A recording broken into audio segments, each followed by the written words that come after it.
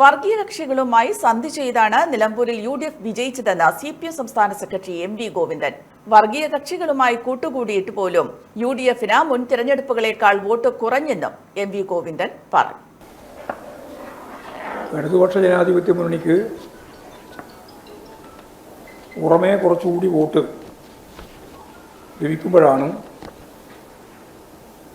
LDFിൻ്റെ പിന്തുണയുള്ള സ്വതന്ത്ര സ്ഥാനാർത്ഥികൾക്ക് അവിടെ ജയിച്ച് വരാൻ സാധിച്ചിട്ടുള്ളത്.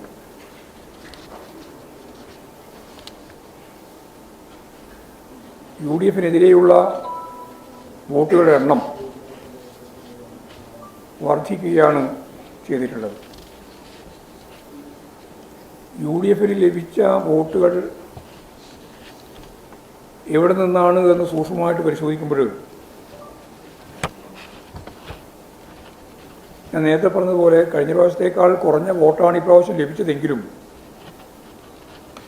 ആ വോട്ടുകൾ തന്നെ ലഭിക്കുന്നത് വർഗീയ ശക്തികളുടെ പിൻബലത്തോടു കൂടിയാണ്.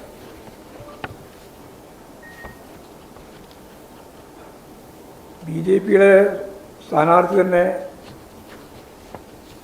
വിധി വരുന്നതിന് മുമ്പ് പരസ്യമായിട്ട് പ്രഖ്യാപിച്ചു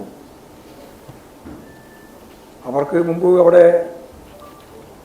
12,284 വോട്ട് വരെ ലഭിച്ചിട്ടുണ്ട്. ഇത്തവണ ലഭിച്ച വോട്ട് 8,706 എന്നുള്ളതാണ് കണക്ക്. BJP വോട്ടുകൾ ജയസാധ്യതയില്ല എന്ന് മനസ്സിലാക്കി ഇടതുപക്ഷ ജനാധിപത്യ മുന്നണി സ്ഥാനാർത്ഥി ഇടതുപക്ഷം ജയിക്കാതിരിക്കാൻ വലതുപക്ഷത്തിന് വോട്ട് നൽകിയതായി ആര്യാടൻ ഷൗക്കത്തിന് അങ്ങനെ തന്നെ പേര് പറഞ്ഞുകൊണ്ട് തന്നെയാണ് പറഞ്ഞത്. AKG memorial cooperative hospital, Kannur.